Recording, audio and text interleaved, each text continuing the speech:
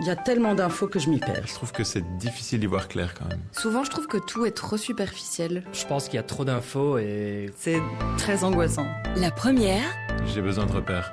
les clés, J'ai envie de comprendre. Arnaud Roysson. Bonjour à toutes, bonjour à tous et bienvenue dans Les Clés où nous allons parler une fois encore de guerre commerciale. Avec une question, la Chine pourrait-elle prendre l'avantage dans le bras de fer sur les droits de douane? Pékin a choisi, on le sait, la riposte coup pour coup à la stratégie de Donald Trump et jusqu'ici, la courbe rentrante, elle semble surtout s'opérer du côté de Washington. Alors les États-Unis sont-ils en train de se rendre compte qu'ils peuvent difficilement faire sans la Chine? L'épisode en cours est-il en train d'accélérer la perte de puissance économique des États-Unis? C'est tout cela que l'on va prendre le temps d'explorer. La première, les clés. Thank you very much. My fellow Americans, this is Liberation Day. Waiting for a long time. April 2nd, 2025 will forever be remembered as the day American industry was reborn and the day that we began to make America wealthy again.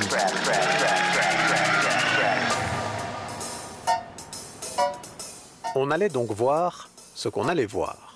Le 2 avril dernier était présenté par Donald Trump comme le jour de la libération, le début d'une remontada économique galopante qui allait faire renaître l'industrie américaine et rendre les États-Unis à nouveau riches, c'est ce qu'il disait. Make America wealthy again. Comment ? Par des droits de douane présentés comme réciproques et qui étaient annoncés de manière tonitruante, 20% pour l'Europe, 34% pour la Chine ou encore 46% pour le Vietnam, etc. Des taux qui, selon Donald Trump toujours, allaient forcer à produire désormais aux États-Unis et venir en plus remplir les caisses du Trésor américain. Ça, c'était donc pour l'intention annoncée avec tambour et trompette. Mais voilà, en 10 jours à peine, la baudruche s'est en bonne partie dégonflée.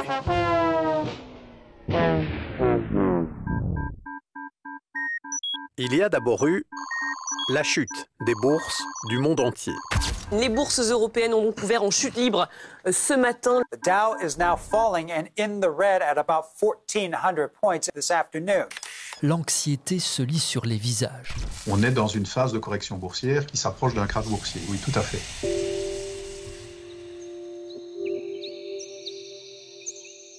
Une dégringolade aux 4 coins de la planète, mais donc aussi aux États-Unis.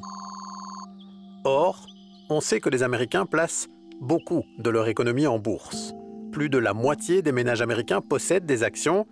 Il y avait donc un vrai risque pour le président des États-Unis de perdre le soutien populaire à sa politique. Sans compter que les taux des obligations américaines ont aussi commencé à monter, ce qui fait que l'État américain devait dépenser plus pour refinancer sa dette. Et puis, ce qui a certainement beaucoup joué aussi, c'est ceci. Pékin prépare donc sa riposte. On a appris que la Chine imposera à son tour des droits de douane supplémentaires à hauteur de 34% sur tous les produits américains. La Chine a donc décidé de riposter. Ce à quoi Donald Trump a lui-même re-riposté, en passant ses droits de douane à 84%. Et ainsi de suite, de riposte en riposte, on a abouti à des taux stratosphériques.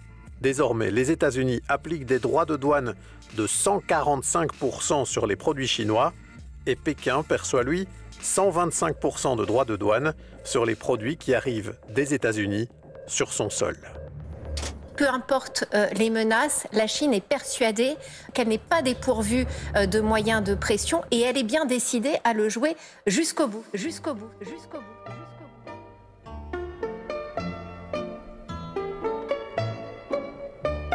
Et si Donald Trump fait mine dans un premier temps de tenir le choc, face à autant de vents contraires, il doit finir par lâcher du lest.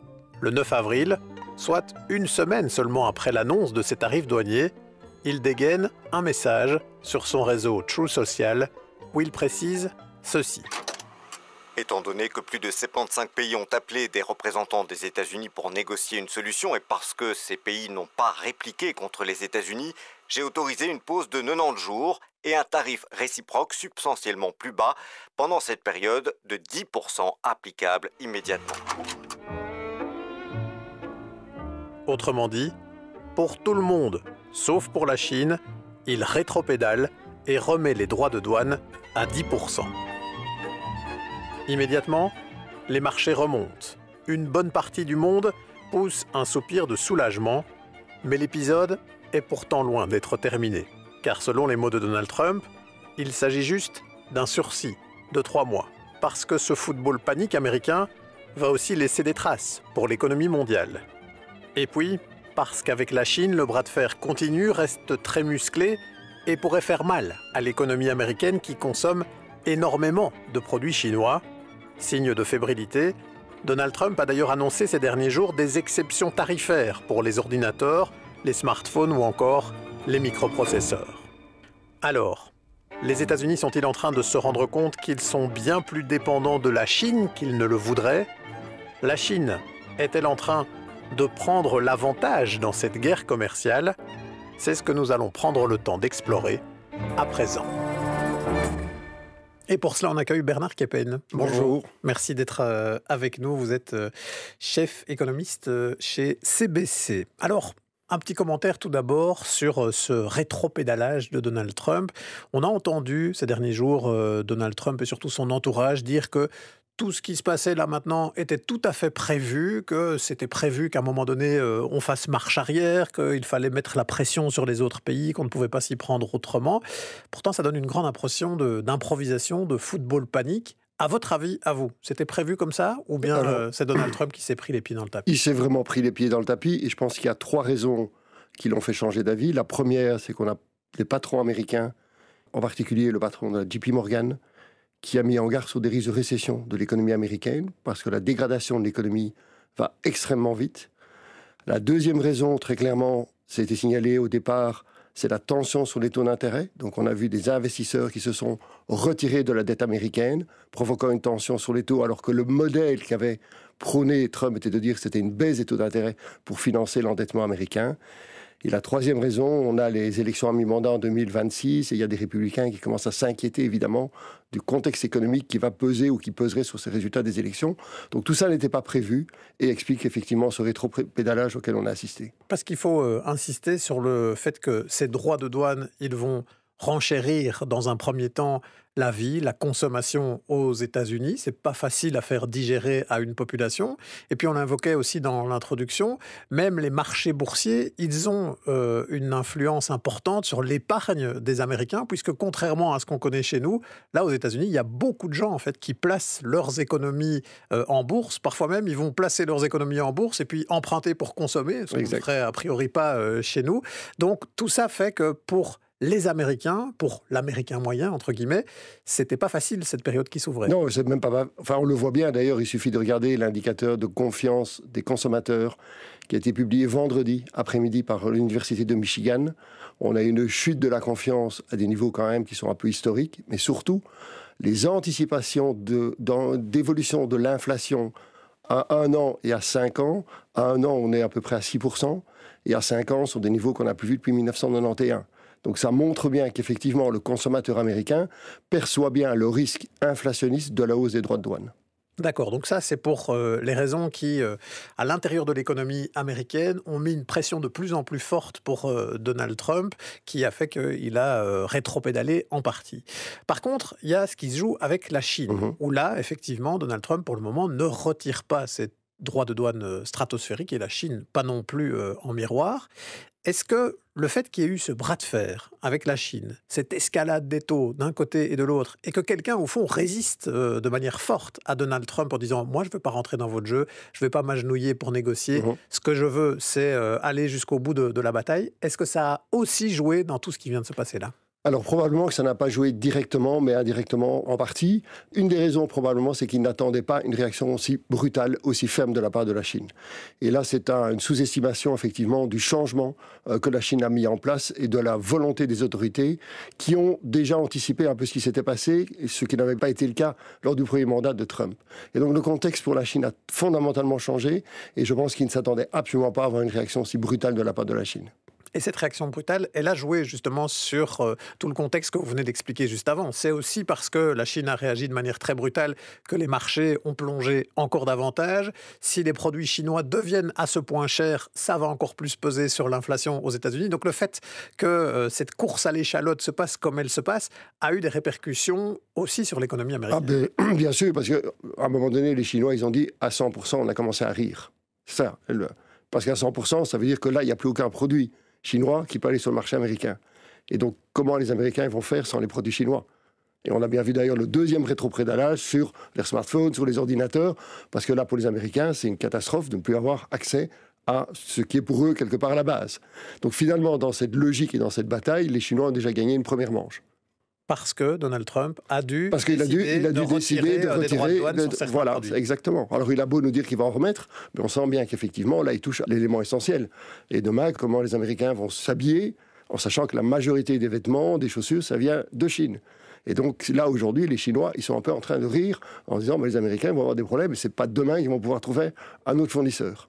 Et ça pose des problèmes aussi à certaines compagnies américaines, emblématiques d'ailleurs des États-Unis. On a beaucoup parlé ces derniers jours d'Apple, avec son téléphone, on connaît le slogan, designé en Californie mais fabriqué en Chine. Si tous les composants ou les iPhones eux-mêmes sont imposés à des droits de douane astronomiques comme cela, c'est Apple qui va avoir du mal à vendre son propre téléphone. Et donc ça fait mal aussi à l'économie américaine. Évidemment, on parlait d'un prix moyen entre 1700 et 2300 $ pour un iPhone demain, si effectivement on applique ces droits de douane. Donc ça veut dire pour une partie de la population, ce sont des biens qui deviennent inatteignables. Et ça, c'est le cas pour tous les biens. La télévision, la même chose. Donc ça touche au plus profond le consommateur américain. Il faut quand même bien se rendre compte que l'économie américaine, la croissance de l'économie américaine, 70% vient de la consommation. Donc si on touche à la consommation, c'est tout le système de croissance de l'économie américaine qui s'effondre. Si les Américains se mettent à consommer moins, ce qui est probable, évidemment, vu avec les prix, inéluctablement, on aura une consommation moindre. Et en plus de ça, dans l'indicateur qui a été publié par l'Université de Michigan vendredi, pour la première fois depuis des mois, ils s'inquiètent de l'évolution du marché de l'emploi. Donc si en plus de ça, je m'inquiète sur le chômage, évidemment que je vais réduire ma consommation. Alors, il y a un élément qu'il faut rajouter encore à tout cela, c'est que la Chine n'a pas seulement riposté au niveau des droits de douane, on en a moins parlé, mais la Chine, elle a aussi mis une série d'entreprises américaines sur une liste noire, donc ça veut dire que ces entreprises ne peuvent plus travailler en Chine, ne peuvent plus commercer avec la Chine, et par ailleurs, elle a mis aussi des restrictions sur une série de matériaux, notamment des métaux qu'on qualifie de critiques parce qu'ils sont très importants pour la transition numérique, pour la transition écologique, et donc là aussi, on se rend compte à travers cette crise que les États-Unis sont dépendants, y compris de certaines ressources qui viennent de Chine, et que si la Chine ferme le robinet, c'est pas aussi simple que ça pour les États-Unis de s'en passer. Exact, tout à fait. Et on voit même qu'aujourd'hui, ils vont encore un petit peu plus loin dans leur approche en disant très clairement, aussi toutes les matières premières que nous importions des États-Unis, entre autres, si je prends le soja, parce que le soja est assez représentatif, eh bien, ils ont déjà, même à partir du mois de janvier-février, réduit leurs importations de soja. Donc, ils ont déjà mis une pression sur les États-Unis avant même le fait que Trump impose des nouveaux tarifs douaniers. Au niveau du soja, on est 38% plus bas en termes d'importation que l'année passée.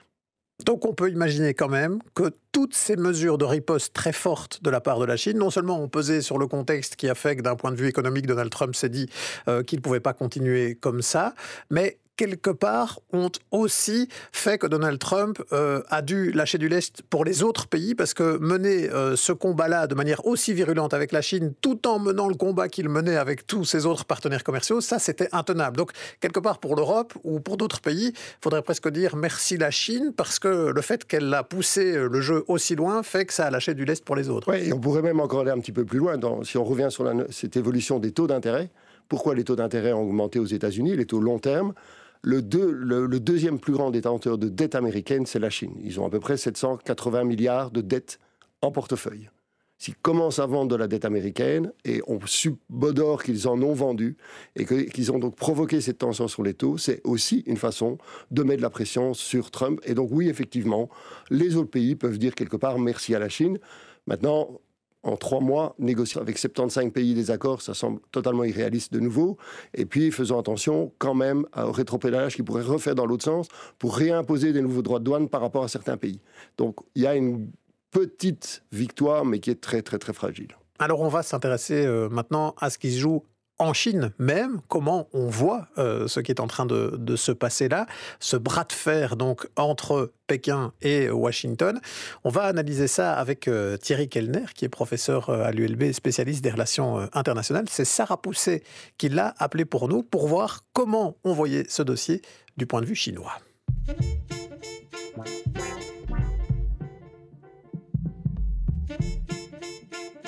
Le premier point que soulève Thierry Kellner, c'est le jeu de surenchère entre les présidents américains et chinois. Et vu leur profil similaire, cette spirale infernale pourrait bien durer.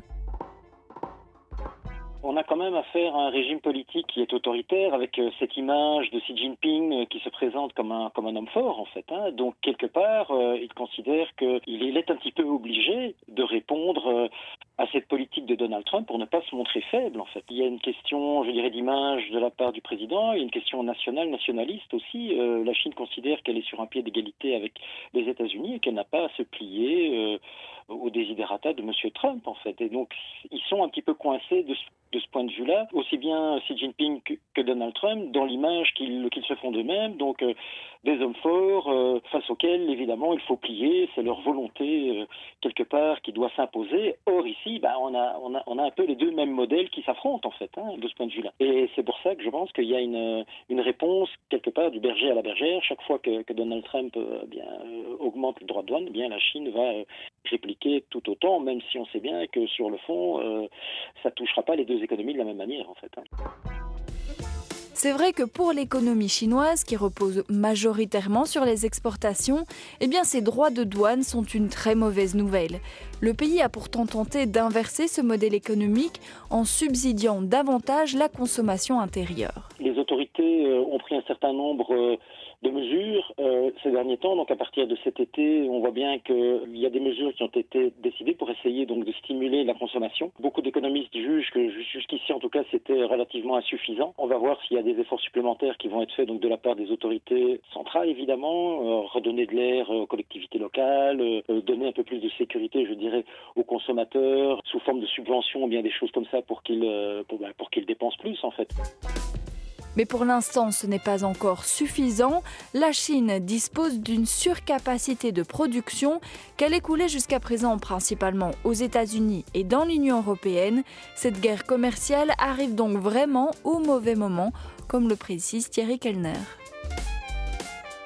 Ça tombe à un mauvais moment, évidemment, pour la Chine, puisque la situation économique interne en Chine ces derniers temps était plutôt au ralentissement. On a vu toutes les difficultés liées notamment donc, à la crise de l'immobilier, le chômage des jeunes, etc. Donc le modèle économique chinois qui était normalement basé sur l'exportation et qui devait se réorienter vers une consommation interne, on voit bien que les consommateurs chinois ne sont pas au rendez-vous. Et évidemment, la politique de Donald Trump, en imposant des tarifs, en créant de l'incertitude, approfondit quelque part la méfiance donc, de ces consommateurs chinois. Le président chinois essaye tout de même de profiter de ce contexte pour se rapprocher de ses voisins asiatiques. Il entame une tournée en Asie du Sud-Est avec notamment la visite du Vietnam, de la Malaisie et du Cambodge. Il espère y décrocher de nouveaux accords commerciaux au détriment des États-Unis. On a eu une réunion récente entre la Chine, la Corée du Sud et le Japon. Corée du Sud et Japon, qui sont pourtant des alliés proches, je dirais, des États-Unis, mais sur les questions économiques, la politique chinoise est plus rassurante que la politique de Donald Trump. Donc effectivement, la Chine peut jouer de ce point de vue-là, mais d'un autre côté, la Chine est aussi perçue en Asie du fait de sa politique étrangère en mer de Chine du Sud, ou ses menaces sur Taïwan, etc., comme un État qui a aussi une politique étrangère qui peut être jugée, en tout cas, assez assertive et aussi incertaine quant à ses ambitions, etc. Donc les pays asiatiques sont un petit peu à cheval entre deux chaises. Donc d'un point de vue économique, la Chine est plus rassurante que les États-Unis, mais d'un point de vue de la sécurité, les États-Unis, là, sont beaucoup plus rassurants. D'autant plus que Donald Trump essaye de renforcer les relations sécuritaires avec ces pays asiatiques. D'un point de vue économique, les produits chinois entrent en concurrence avec certaines productions nationales, notamment en Malaisie et en Thaïlande. Pas sûr donc que ses voisins accepteront de les importer sur leur sol, en tout cas certainement pas dans les mêmes proportions que les États-Unis. Le marché américain est quand même un marché extrêmement important et donc on ne voit pas très bien comment est-ce que Pékin pourrait remplacer du jour au lendemain ce marché-là, d'autant plus que certains pays asiatiques vraiment ne sont pas prêts à ouvrir grand leur marché aux produits chinois, sous peine eux-mêmes de voir détruire entre guillemets donc leurs propres industries en fait. Thierry Kellner, donc interrogé par Sarah Pousset. Il y a deux éléments que je retiens en entendant tout cela, Bernard Keppen, c'est qu'on a d'un côté une Chine qui est quand même encore très dépendante des exportations, même si elle travaille un peu ces dernières années sur sa demande intérieure, elle en est très dépendante, et notamment ses exportations vis-à-vis des États-Unis, et que de l'autre côté, on a des États-Unis, on l'a expliqué juste avant, qui sont très dépendants, eux, des importations, notamment de produits chinois. Donc on voit bien que pour les deux, cette stratégie de l'affrontement, elle peut être très dommageable. On a l'impression d'avoir deux voitures qui foncent l'une contre l'autre, et la question est de savoir laquelle va tourner en premier. On a déjà un indice avec les États-Unis qui ont retiré certains droits de douane, mais est-ce que la Chine peut continuer longtemps comme ça, selon vous, dans cet affrontement frontal avec les États-Unis ? Ce qu'il faut bien comprendre, c'est qu'en fin 2020, début 2021, les autorités de Xi Jinping a développé ce qu'on appelle le modèle de développement de la double circulation. Ça veut dire quoi ? Ça veut dire qu'avant ça, on était dans un modèle où l'économie chinoise était essentiellement tournée à l'exportation vers les États-Unis et vers l'Europe. Fin 2020, ils ont décidé de développer un troisième marché qui est le marché asiatique. Et c'est à partir de ce moment-là qu'on a assisté à une diminution des exportations chinoises vers les États-Unis. Donc le poids aujourd'hui sur l'économie chinoise des exportations vers les États-Unis a fortement diminué. Et le deuxième objectif, c'était de se créer un marché intérieur très large, c'est-à-dire 4 milliards de consommateurs, tout l'ensemble du marché asiatique. Donc la Chine, évidemment, s'est préparée à cette situation en diminuant le poids des relations par rapport aux États-Unis. Le deuxième élément, ça a été dit dans le reportage, elle a essayé de développer la consommation intérieure, et là, clairement, ça n'a pas fonctionné. D'abord parce qu'elle s'y est pris beaucoup trop tard. Elle a fait ça à partir du mois de septembre 2024, donc c'est relativement récent. Mais elle ne s'est pas donné les moyens. Mais aujourd'hui, la vision qu'elle a, le positionnement qu'elle a, et le fait que, par exemple, le Vietnam ait des droits de douane aussi élevés, c'est parce qu'une grande partie de la production chinoise était délocalisée dans ces pays. Donc elle a, quelque part, complètement contourné les pressions exercées par les Américains, et la démarche qu'elle va avoir va être une démarche qui va encore aller de plus en plus dans ce sens-là. Donc moi j'ai le sentiment aujourd'hui qu'on a une Chine qui est beaucoup plus forte, beaucoup plus puissante qu'on ne le pense, et qui est même prêt à accepter une certaine fragilité de son économie, c'est-à-dire voir sa croissance. Alors aujourd'hui on dit théoriquement croissance de 5%, si on tombe à 2%, je ne pense pas que le pouvoir va changer sa position, parce qu'il y a aussi quelque chose qu'il faut bien comprendre, c'est que la Chine, Xi Jinping, on parle d'abord d'idéologie avant d'économie. Et donc, dans cette logique-là, il va vouloir renforcer son pouvoir et il veut absolument laisser une trace dans l'histoire. Et donc, s'il peut tenir tête aux États-Unis, il le fera. Et il y a un enjeu, donc on le comprend, à la fois économique, mais aussi géopolitique. Et à travers ce qui se passe là maintenant, c'est une possibilité pour la Chine, quitte à faire un peu le gros dos au niveau économique, parce qu'on entend bien que ça va être compliqué pour elle, ce qu'elle va vivre là maintenant, de gagner en puissance, notamment vis-à-vis de toute une série de pays en Asie, peut-être même aussi vis-à-vis de l'Europe, dont on sent bien à un moment donné que comme on devient méfiant vis-à-vis de l'allié historique américain, il y a peut-être de nouveaux canaux qui vont s'ouvrir vis-à-vis de la Chine. La Chine, au fond, pourrait tirer les marrons du feu, tirer parti de cet épisode qui est quand même compliqué pour elle, mais pour gagner en puissance, en influence au niveau mondial. En tout cas, moi, c'est le sentiment que j'ai, parce qu'il faut bien comprendre que l'attitude de l'administration Trump a mis en évidence une chose, c'est qu'on ne peut plus compter sur les États-Unis. C'est vrai pour l'Europe, mais c'est vrai également pour l'Asie. C'est-à-dire pour les partenaires Corée du Sud ou Japon, ils se posent d'énormes questions sur demain, est-ce que les États-Unis seront encore un allié sur lequel je peux me baser. L'attitude de l'administration Trump par rapport au dossier ukrainien a créé énormément d'inquiétudes en Asie, en se disant effectivement, géopolitiquement parlant, on n'est plus certain d'avoir les Américains avec nous. Et donc, quelque part, la Chine, malgré les risques politiques énormes, devient un allié par la force des choses. Ce qui donne encore un peu plus de pouvoir à la Chine aujourd'hui qu'avant l'arrivée de l'administration Trump. Oui, donc ça c'est intéressant. Même l'aspect sécuritaire que pointait Thierry Kellner en disant ce qui fait qu'aujourd'hui toute une série de pays d'Asie restaient tournés vers les États-Unis et ne se tournaient pas vraiment vers la Chine parce qu'ils craignent la puissance militaire chinoise, ces visées de contrôle, voire presque d'expansion. Aujourd'hui, même ça a changé parce que ces pays-là ne sont pas plus rassurés qu'hier, sans doute par la Chine, mais par contre ne sont plus aussi rassurés par leur allié américain. On a tous ce débat aussi en disant si on achète des armes américaines, est-ce que j'en aurai encore le contrôle demain ? On se posait la question, nous en Europe, dans les pays asiatiques, ils vont se poser les mêmes questions. Et ils se rendent compte qu'effectivement, les tarifs douaniers les plus importants ont été imposés sur les pays de l'Asie. Quand on regarde un petit peu toute la liste, que ce soit l'Inde, que ce soit le Vietnam, que ce soit la Corée, c'est tous les pays asiatiques qui ont été le plus impactés. Donc le message que fait passer l'administration Trump à ce moment-là est de dire vous n'êtes pas nos alliés, on vous taxe de façon extrêmement violente. Ce n'est pas un élément qui va les rassurer, évidemment, c'est ce qui explique probablement ce changement d'attitude. Et donc, en appliquant des tarifs douaniers, même s'ils sont suspendus maintenant pour 3 mois aussi élevés à ces pays-là, quelque part, Donald Trump les pousse un peu dans les bras de la Chine. Est-ce que ça veut dire, et ce sera ma dernière question, Bernard Keppen, que tout ce qui est en train de se jouer là accélère peut-être la perte de vitesse de la puissance américaine, qui est un des éléments qui provoque pourtant la stratégie de Donald Trump. Il dit c'est parce que je veux remettre les États-Unis de manière plus forte sur la carte. Ça pourrait accélérer une forme de déclin et avantager un essor renforcé au niveau économique, mais géopolitique aussi de la Chine. On est dans pour moi un bouleversement total. On ne doit pas oublier que l'Europe doit se repositionner aussi. Et on a aussi une force au niveau du marché européen qu'on doit développer, et c'est extrêmement important.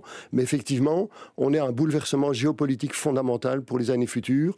On ne se rend pas compte du poids que va prendre la Chine dans le contexte dans lequel on est, au niveau géopolitique et au niveau économique. Dans ce fameux plan de 2020-2021, c'est aussi le développement de toutes les nouvelles technologies.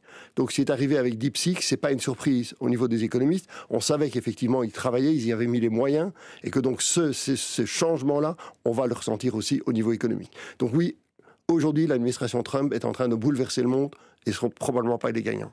DeepSeek, on le rappellera, c'est l'intelligence artificielle chinoise qui a des performances particulièrement impressionnantes en ayant été développée très rapidement et en consommant moins de ressources en plus que des concurrents comme ChatGPT.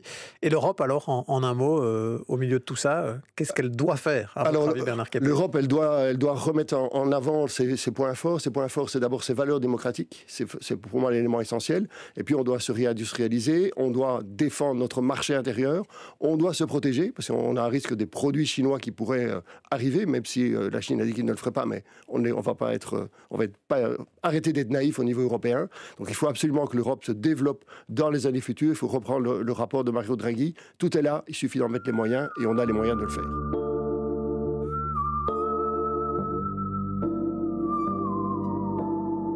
Et sur cet aspect-là, la stratégie que l'Europe pourrait adopter dans cette guerre commerciale, promis, on vous proposera un épisode dans les prochaines semaines.